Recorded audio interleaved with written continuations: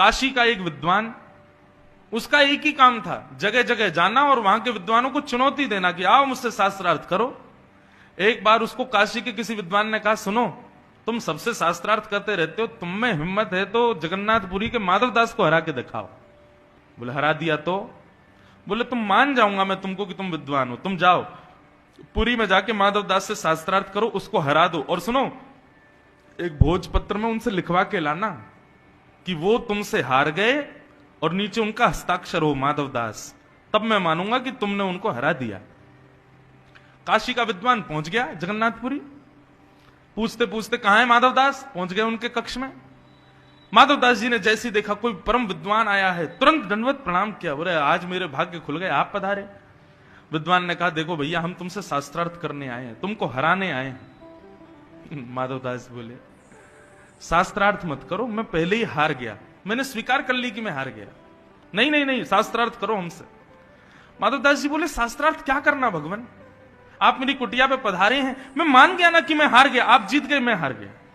बोले तो फिर इस पे भोजपत्र पे लिखो कि तुम हमसे हार गए हो। हाँ लाइए मैं लिख देता हूं, ये फलाने नाम के व्यक्ति काशी से आज जगन्नाथपुरी आए और इनसे शास्त्रार्थ में मैं हार गया, आज के बाद ये कभी भी जगन्नाथपुरी आएंगे तो इनकी पूरी सेवा की जिम्मेवारी मेरी। नीचे माधवदास हस्ताक्षर कर दिए, लीजिए भगवान मैं हार गया। काशी के विद्वान पूरी दर्शन करके चले गए काशी, और उस विद्वान जिसने चुनौती दी थी उसको जाके कहा, ले हरा दिया तुम्हारे माधवदास को। बोले ऐसा हो नहीं सकता। बोले देखो उसने खुद ने लिखा। जैसे पत्र खोल करके देखा, ये अमुक नाम के व्यक्ति काशी से आज जगन्नाथपुरी आए, इन्होंने आकर के शास्त्रार्थ किया और शास्त्रार्थ में मुझसे बुरी तरह हार गए, आज के बाद ये कभी भी जगन्नाथपुरी आएंगे तो मेरे को प्रणाम करेंगे, मेरी सेवा करेंगे, काशी से मेरे लिए बहुत सारी सेवा लेके आएंगे। नीचे माधवदास। तो जो विद्वान था वो सिर पकड़े, बोले नहीं नहीं नहीं नहीं, ऐसा नहीं लिखा है, ये लिखा है कि वो मुझसे हार गए। बोले तुम खुद पढ़ो। उसने पढ़ा तो उसमें लिखा था कि ये व्यक्ति माधवदास से हार गए। रात में फिर भागे जगन्नाथपुरी, 2-3 दिन में पहुंचे। माधवदास को जाके पकड़ा, छल करते हो मेरे साथ? बोले भगवान मैंने क्या किया, क्या लिखा है पत्र में? माधवदास जी ने पत्र पढ़ा, बोले अरे लेखनी तो हमारी है लेकिन ये शब्द मेरे नहीं है, मैंने ऐसा नहीं लिखा था भगवान, ये कुछ गड़बड़ हुआ है, यहाँ पर किसी ने टोना टोटका किया इसके ऊपर, मैंने तो यही लिखा था कि मैं हार गया हूं। बोले भगवान बहुत बड़ी भूल हो गई मुझसे, मेरे से ही गलती हो गई होगी, आप बताओ अब क्या करना है, अब क्या करना, आप जो कहेंगे मैं करने को तैयार। बोले नहीं शास्त्रार्थ करो और हमसे हारो। माधवदास जी बोले, क्योंकि माधवदास को पता था कि मुझे हरा नहीं पाएंगे, माधवदास बोले शास्त्रार्थ रहने दो, मैं हारा हुआ स्वयं को आप जो कहोगे मैं कर लूंगा।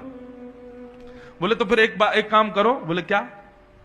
मुंह पे कालीत पोतो, गधे पे बैठो, चप्पलों की माला पहनो और पूरे जगन्नाथपुरी में ढिंडोरा पीट के कहो कि मैं काशी के इस विद्वान से हार गया। माधवदास जी बोले जो आज्ञा, मैं करने को तैयार।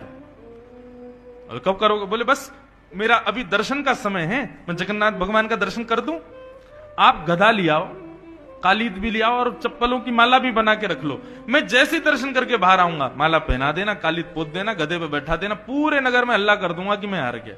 माधवदास जी चले गए मंदिर में और वो जो काशी के विद्वान थे वो चले गए गधा आदि लेने। वो गधा लेके चप्पलों की माला कालीद कटोरा में भर के ले आए। इंतजार कर रहे हैं माधवदास आए तो उसको पोत के बैठा हूं। अब यहां माधवदास तो जगन्नाथ जी का दर्शन कर रहे थे। जगन्नाथ जी आज थोड़े क्रोधित बैठे थे। एक रूप से तो जगन्नाथ जी वहीं थे, दूसरे रूप से जगन्नाथ जी ने माधवदास जी का रूप धारण किया और माधवदास जी का रूप धारण करके जगन्नाथ जी बाहर आ गए। बाहर आकर के उस विद्वान से बोले कहिए। बोले बैठो गधे पे। बोले सुनो इसको रहने दो, पहले तुम शास्त्रार्थी कर लो मुझसे, आओ हरा दो हमको, बैठ जाएंगे। वो तुम तो कह रहे थे कि बिना शास्त्रार्थ के हारा, अब ठीक है मेरा मति बदल गई, दर्शन करने गया ना तो अब मेरे को आया कि नहीं पहले शास्त्रार्थ कर लेना चाहिए, करो शास्त्रार्थ। अब महाराज जैसे शास्त्रार्थ प्रारंभ हुआ, भगवान से कौन जीते, ऐसा हराया कि महाराज भीड़ इकट्ठी हो गई वहां पर, सब ताली बजाने लगे, माधवदास जी की जय जयकार करने लगे। काशी का ब्राह्मण कहने लगा, बोले भगवान क्षमा कर दो। नहीं क्षमा नहीं, बैठो गधे पे बैठो। विद्वान को बैठा दिया गधे पे, मुंह पे पोत दी काली, चप्पलों की माला गले में पहना दी। बोले पूरे नगर में हल्ला करके आओ कि मैं माधवदास से हार गया। पूरे नगर में घूमे, मैं माधवदास से हार गया, मैं माधवदास से हार गया। जनता तो उनको घेर के चलने लगी। माधवदास जी वहां से अंतर ध्यान, ठाकुर जी थे। अब थोड़ी देर में असली माधवदास जी निकल करके आए मंदिर से। वो तो आए, कहाँ है विद्वान देवता, कहाँ है, गधा में बैठ जाऊं उस पे, काली पोत दो, माला पहना दो, मैं घूमू, कहाँ है?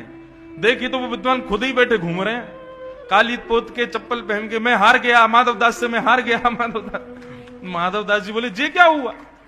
माधवदास जी दौड़ करके गए, रुदन करने लगे, आंसू पहुंचे, बोले भगवान उतरो जल्दी, ये क्या कर रहे हो आप?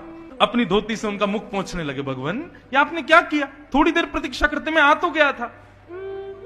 विद्वान बोले तेरे पांव पड़ू भैया, तू मुझसे दूर ही रहे, तेने मुझे बहुत बुरी तरह हराया है, तू कोई अद्भुत व्यक्ति है, तू साधारण व्यक्ति नहीं है। बोले मैंने हराया? कब? बोले शास्त्रार्थ में हरा दिया, ये इतनी पब्लिक घूम रही है और तैने ही मुझको हरा करके इस गधे पे बैठा दिया। भैया मैं तेरे सामने कुछ नहीं हूं, तू मुझे क्षमा कर। माधवदास जी बोले कुछ तो अलग हुआ है। त्रिमंदिर की ओर देखा, महाप्रभु जगन्नाथ जी खड़े हुए दिखाई दिए। माधवदास जी दौड़ करके गए, भगवान ये आपने क्यों किया? एक विद्वान ब्राह्मण की इस प्रकार अवहेलना? बोले अच्छा, और जो तुम्हारी अवहेलना होती वो?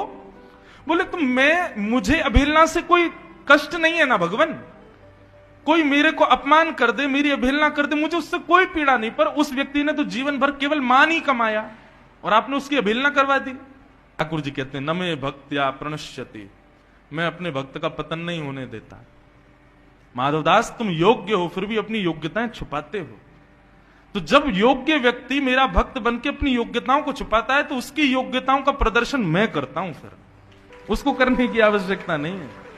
पर हम कहां भूल करते हैं, हम योग्य हैं इसको बताने में कभी कसर नहीं छोड़ते, अपनी चतुराई को प्रदर्शित करने में कोई कसर नहीं छोड़ते। इसलिए भैया निवेदन है, भोले बने रहो, सरल बने रहो, सहज रहो, ज्यादा चतुर मत बनो।